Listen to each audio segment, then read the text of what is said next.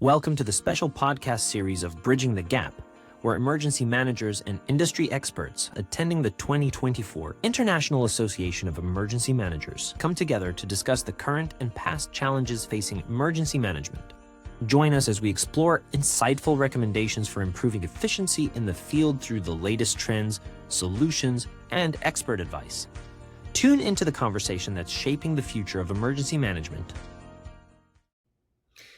Well, welcome and thanks for joining us today. I want to take a moment to introduce a very good friend of mine, Kenn Honig, who has a storied and long career at the Port Authority of New York and New Jersey, law enforcement, involved in some of the worst tragedies in American history, in modern history at least. And now as a consultant, Kenn continues to provide his love and support to the emergency management community. Welcome, Kenn. Thank you for having me. I really appreciate it. I appreciate you being here. We wanted to kind of talk a little bit about, in this series, about what emergency managers are facing in terms of deficits in resources, in tools.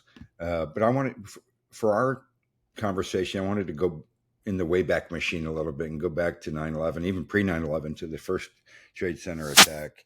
And you were involved from the very beginning, drinking the EM Kool-Aid, if you will, as a police officer, understanding the importance of emergency management for an agency such as the Port Authority and all its partners in response throughout the two states.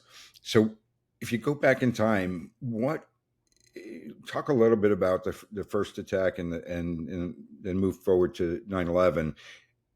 In my mind, there were some big deficits in terms of technology to support the response, especially with so many different command posts being set up, even in the same pier, for example, or in the same block, but we were all still kind of stovepiped.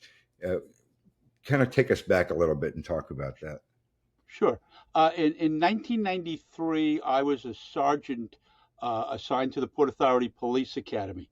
I was running what we called the Rescue Training Center, which was primarily the place where we taught aircraft rescue firefighting to the people who were assigned to the airports.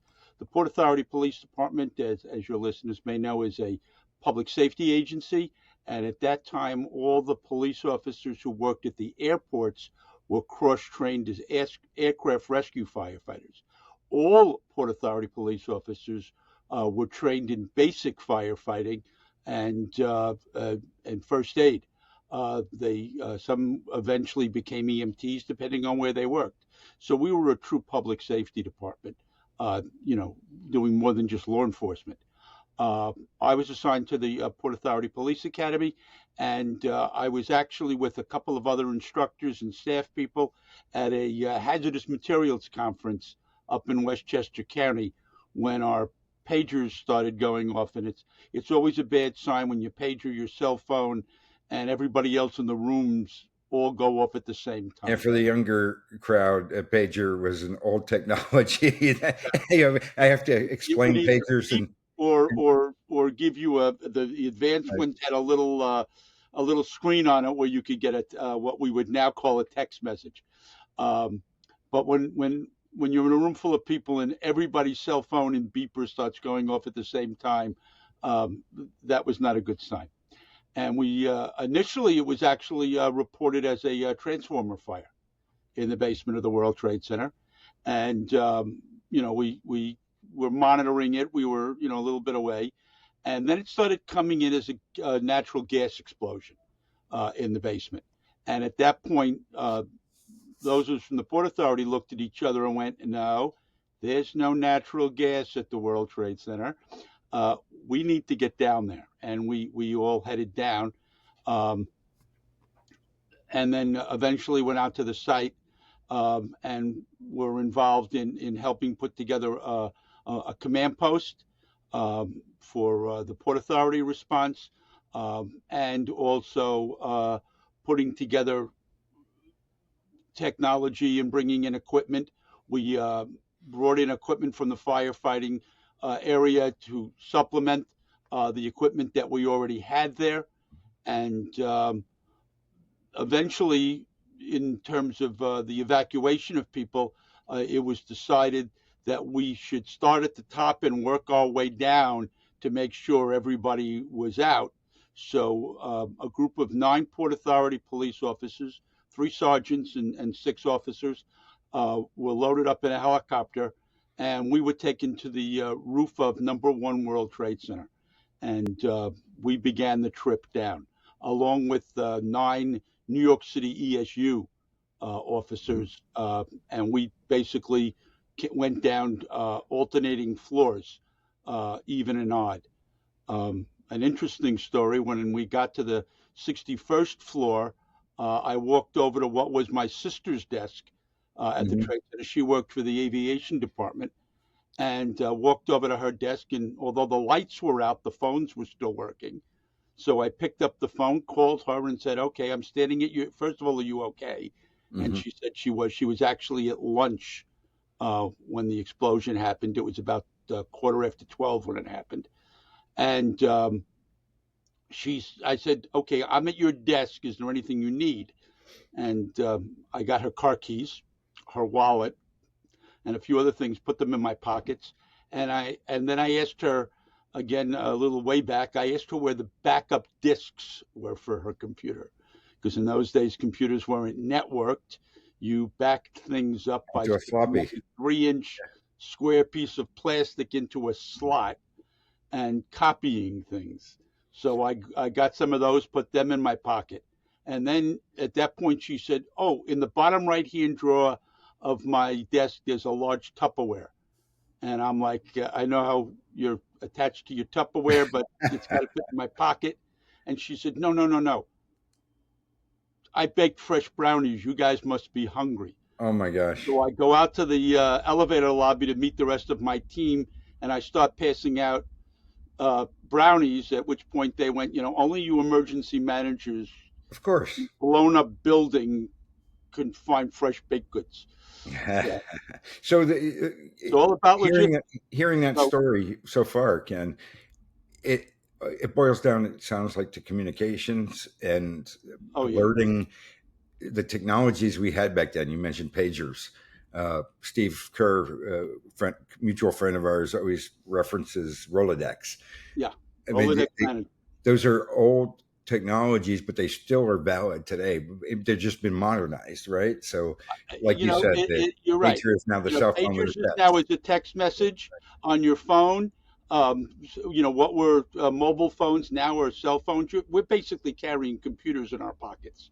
But more than, I mean, I remember some of the earlier computers at the Port Authority, these big mainframe computers that took up an entire floor at the Trade Center, could fit into your cell phone now. Oh, absolutely. The comparison was that the amount of computing power it took to get Apollo 11 to the moon is less than my Fitbit. Oh my gosh. Forget about my cell phone, my Fitbit. We are all carrying stuff in our pockets that is, the amount of technology is amazing.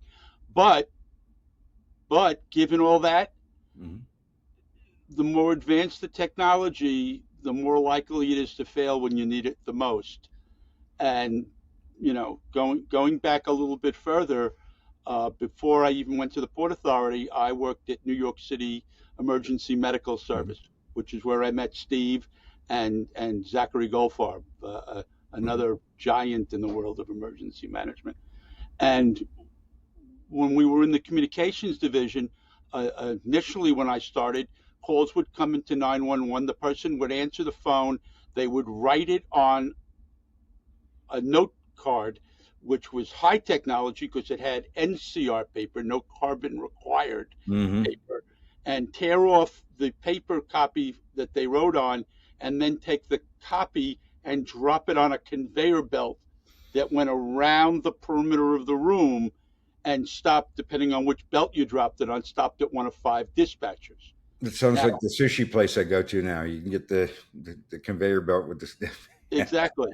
And my point being is that when they went to a computer-aided dispatch system, we insisted that they continue to maintain the belts, because on many occasions the computers would go down Hmm. and people needed to know how to use the cards, and we'd keep a supply of cards in the bottom right hand drawer, and people had, every once in a while we would do a drill where they would go to cards Well, that and just remind. so they remember how to use them. Oh yeah, I mean that reminds me. I was in San Francisco during the Nunn-Lugar domestic preparedness program days, and the San Francisco Fire Department still had its two copper wire bell system that ran throughout the entire city, Hmm. and they repurposed it to be able to uh, put voice over the copper wire pair, and also some small packet of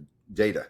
So even if they're the vastly advanced systems, computer systems, and high technology went out, they could revert back to that old wire system that Yeah, was I mean, in place.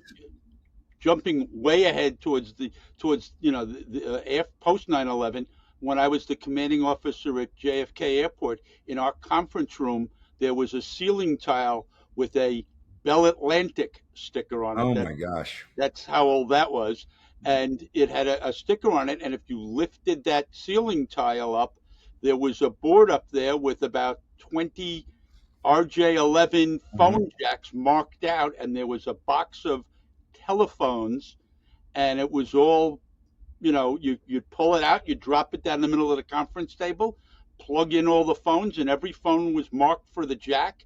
And there was a phone for the New York City Police, for the FBI, for the FAA, for Secret Service, for the airlines, for the Port Authority Right, operations, Port Authority Police, and everybody else who would be in there. And, and it was all what we would, refer to as POTS, plain old telephone right. service. It was, tip and ring, two wires, and it worked, So without what the computer. exists today? So What do we have today that you wish you voice would have had over IP, back, and, back then? yeah. I'm sorry. What do we have today that you wish you would have had back then? Oh, I mean, you know what? The ability to be able to look things up in my pocket, Mhm. to be able to pull out a phone and go, okay, what's the wind like? Which way is the wind blowing? What's the weather like? What resources are coming? To be able to do text messages in a group texts, so I don't have to call 13 people to make a notification. You can just set up a group chat, text chat, and we're all getting messages out. You Yeah, know, I mean, you can relate and convey this as well. But in emergency management, we always are short staffed. We're two or three staff, or even at the Port Authority when we first got started after 9/11, there was three of us that were emergency management. We had to borrow people from other departments oh, in order absolutely. to get things going. So I always looked for good technology to kind of be a force multiplier, uh, to help out, to shortcut some processes. So post 9/11, when we were looking at in the EOC, looking at different technologies that existed, uh, there was no shortage of really good ideas that came out of the woodworks, from MIT, from Penn State, all these different technologies that we see in movies now and think that's science fiction. But we were playing with that stuff right after 9/11, like the virtual uh, GIS system where you can use your hands and talk to it. Yeah, Need a programmer sitting next to you to bring up maps and bring up population densities of this area that you're circling with your finger. you, Uh, just really cool technologies that actually do save time and are force multipliers. So in addition to those things being able to in the palm of your hand, and I go back even a few years to 9/11, that the pager then moved into a Nextel, and Nextel, with a little Nextel typewriter. Connect was the only thing that worked that Right. morning. Okay, cell phone. The when the towers came down, right across the street was the Verizon central switch for Lower Manhattan. So when that building got, that building wasn't destroyed. It was a telephone company building, solid granite. Right. But the power was out, and there was flooding, water flooding. Um, you know what, the telephones in Lower Manhattan were out, and so and anybody who had a cell phone was on it, so the cell phone towers were all overloaded, Right. so there was no getting out. But with the Nextel Direct Connect, Mhm. that's how I let my wife know I was still alive. Yeah, and You know, that's true today still. So yeah, in Florida, we have hurricanes all the time, and even if the tower is destroyed, laying on the ground, as long as it has power to it, that analog side of that tower lets you send an SMS yeah, or small packet messages and get through. Uh, yeah. So, Even if it wasn't destroyed, the volume of people that are on the systems, and before they can bring in a cell on wheels or additional cell capability, it's very limited. Even in the old days, we had the little gets card that you dial a number and you're supposed to get priority access to the systems. Now we've got uh, AT&T's FirstNet, which gives us more priority. But even with that, the systems get overloaded. Talking about a stadium event or another, God forbid, a World Trade Center type event where thousands of people are inundating the phone system. Responders are trying to get through and talk to one another. Radio frequencies get interference. All those different things that we have to look at. Like you said, with technology, sometimes it fails. So reverting back to something that is simple. yeah, they were talking, after the hurricanes, when all the communications and everything were going down. You know what? People reverted to a sneaker net, where you just get, people write things down on a piece of paper, hand it to somebody, and tell them where to run. Right. And you know what? You've got to practice that kind of stuff, because we become way too reliant on technology. And I've seen it time and time again that the technology is great when it works, but you got to have plan C when it doesn't. You do. And I think, I've always talked to people about technology is good, but having good technology, not just buying something that is a one-off, Oh yeah, because then you end up with a Frankenstein conglomerate of different tools, and they don't work together. Having a simple end-to-end solution that is, you don't have a learning curve. You sit down in the seat, you look at the screen, and you can intuitively figure out how to use it instead of having to take a course from college on how to use yeah. the software program you just bought. And that's one of the things that I see over and over again. Um, we do a lot of work with when I do work in healthcare, and when I do work in exercises and things like that. The organizations buy this really great technology to use in an emergency, but they don't use it all year long. Mm. So when the emergency happens, suddenly people are dealing with technology, or a software package, or something. But the last time they used it was 3 years ago. Yeah, they don't even remember their They don't password. remember. They don't remember their passwords. Well, no, the Right. best part is they remember their passwords, but because they haven't used it in more than 90 days, the system has deleted them. Right. So, you when you're developing technology to use in an emergency, it's got to be based on something that you're using all the time. Yeah, daily operations. You know, you What know, yeah, practice, like we play like we practice, right? That's exactly. what it should be. So even when we're doing exercises, and you can attest to this, when we're working with jurisdictions or private sector, and they want to play with some new technology or a phone system or a communication system that they haven't used before, that they don't use every day, I steer away from that. I steer them away from that because it's not what they use. Uh, Even if it was donated, let's say you got a bunch of radios that you've never used before, that's not really how you're going to do business. So play like you practice. Yeah, Um, that, and good, it's got to be something you're comfortable with. right? you know and if it's not going to be something that you use every day, then you've got to exercise with it several times a year. And So if you were to wave Kenny's magic wand and create the perfect toolkit or technology, what would it look like? What it would would be you based have? on stuff that you're using every day. Mhm. it would be redundant. It would not rely on an outside vendor source, because if you're using an outside vendor, so with 30, 40, 100 other people, and there's no way you can guarantee you're going to get priority. Mm-hmm.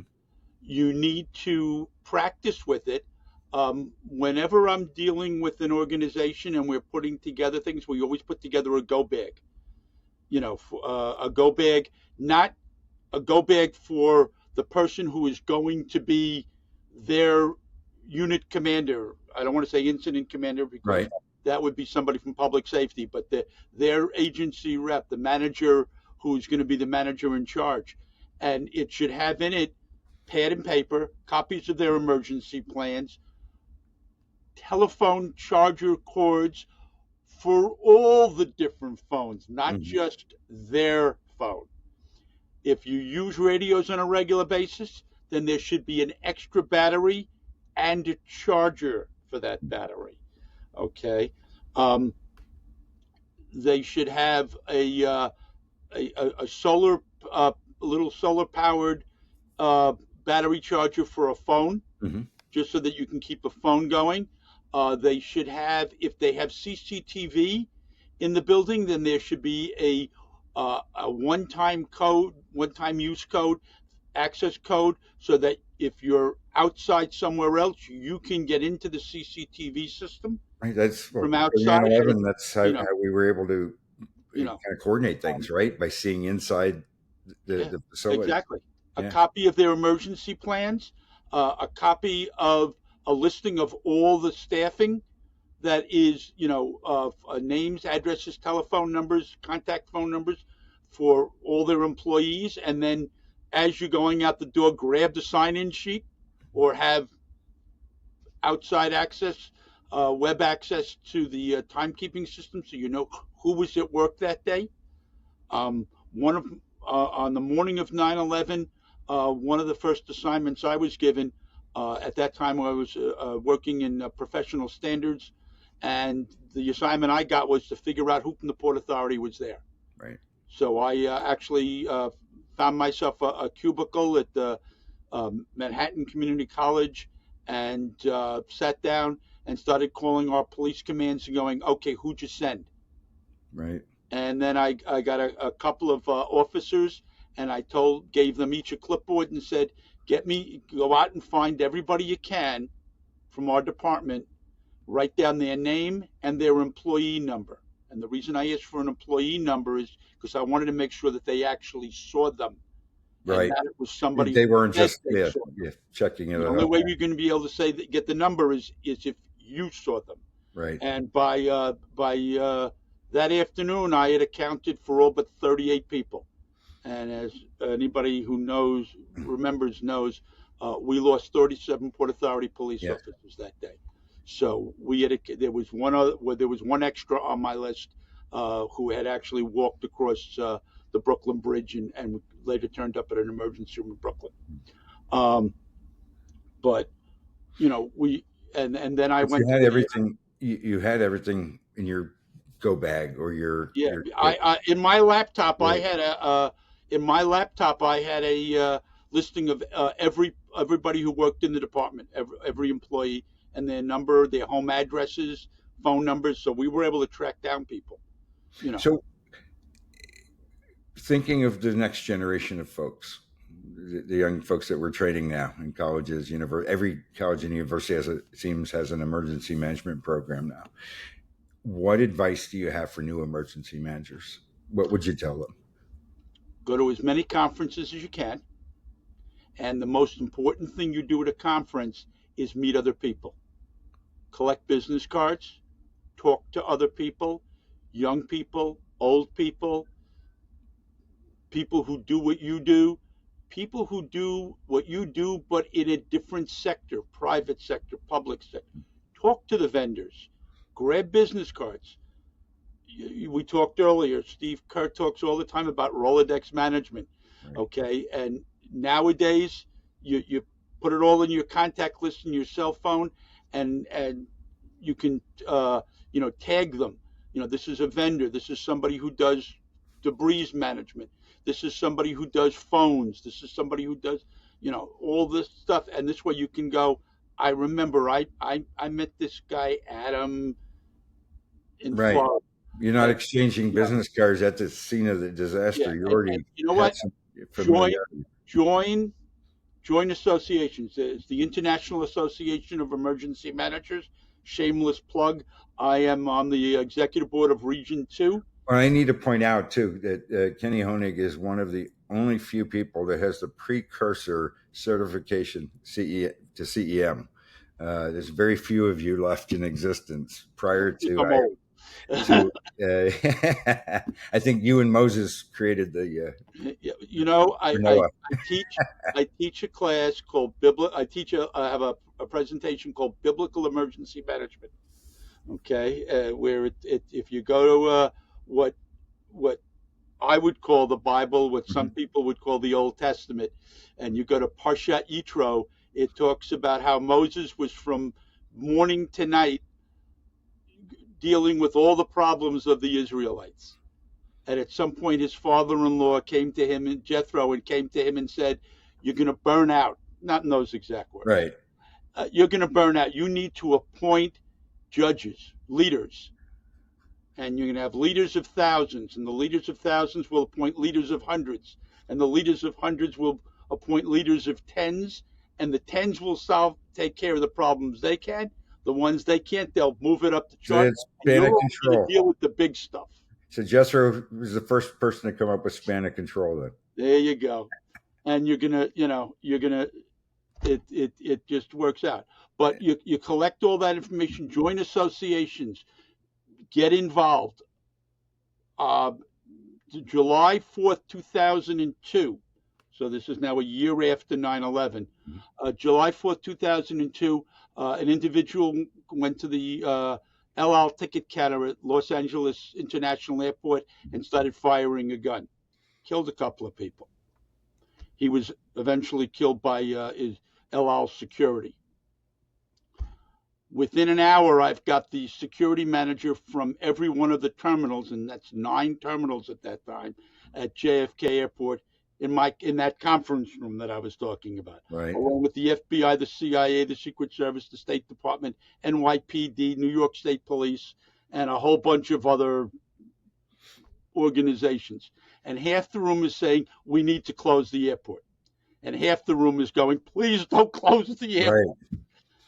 And I'm asking everybody, they're asking me what I think. And I'm going, who's got information, and nobody knew anything because it's been less than an hour. And I said, okay. And I walked out and I said, I'll be right back. I walked out into the hallway. I opened up my flip phone and made a phone call. Ron, Kenny, I know you're busy. Do I need to close my airport? Appears to be a lone gunman. You don't see any ties. Nut job. Okay, thanks. I'll get back to you. Stay safe. Walk back in the room and I say, okay, here's my recommendation. And I'm not going to recommend closing the airport. I'm going to put cops with heavy weapons in the 2 international terminals. I'm going to increase patrol in all the other terminals. And we had armored vehicles that we used for high impact stuff. Right. I'll park one of those right in front of the El Al, by the El Al ticket counter. And we'll do that for the next 48 hours and see how it. And the response from the FBI was, "Who did you just call?" And I said, "The chief of the Los Angeles World Airports Police." Right. He answered your phone. I called his personal cell phone. He and I serve on 3 committees together. That's the beauty of it. It's all about contacts. It's all about personal contacts. And if I'm going to tell a young emergency manager what the most important thing is, develop contacts. Okay, our job, our role in an emergency is to help other people get things done. Right. We're not doing things. We're facilitating other people to get things done, which means we need to be able to provide them with information. We need to be able to provide them with plans. We need to be able to provide them with training. We need to be able to provide them with stuff. And your value as an emergency manager is knowing how to do all those things and how to provide that stuff in the heat of battle. Yeah, I always say emergency managers would make great general officers in the military because they're not so specialized. They have a broad knowledge about every aspect of public safety, about every aspect of community relations, about every aspect of logistics and resource management. You have to, in order to, like you said, get the right information to the right people at the right time, get the stuff that they need to the right people at the right time, and make everything go smoothly. The morning of September 12th, 2001, I was now the EOC manager for the Port Authority. Right. We get a call that the water in the pit has now reached the New York side of the PATH tunnels. PATH, Port Authority Trans-Hudson Rail, was a subway system that ran between New York and New Jersey. The basement of the World Trade Center was the lower Manhattan terminus of the system. Right. There was a tunnel that then left there, went underneath the Hudson River, and the first stop in New Jersey was Exchange Place. And then from Exchange Place, it split off and either went out to Newark or down through Jersey City and down into Hoboken. The water level in the pit was beginning to approach the bottom of the New York side of the tunnel. The water got into the tunnel. Exchange Place on the Jersey side was about 11 feet lower. So any water that went into the tunnel would have then flooded through, filled that tunnel with water, and then flooded into, and it would have then gone into Jersey, and it could have taken out everything to General Square and Hoboken. So they were very concerned. There was no way to stop the water because in addition to all the fire trucks that were pumping water to try and cool down the fires that were going, the water mains from the Hudson River that went into the chiller system had snapped. So there was free-flowing water from the Hudson River. So the question then became, okay, well, one thing is that if we can't stop the water, they're going to have to cap the tunnels. And there's going to be no reopening them later on, or it's going to take forever to reopen them later on. So nowadays, of course, the bureaucrats would say, well, you got to fill out this ICS form and request this, and you've got to call the county, and the county's got to call the state, and the state's got to call the feds. No. I got on the phone and I started calling friends. I need pumps. I called Jay Copstein. I called Ernie Pasillo from MTA. I called Jay from NYPD. I called Tom over in New York City.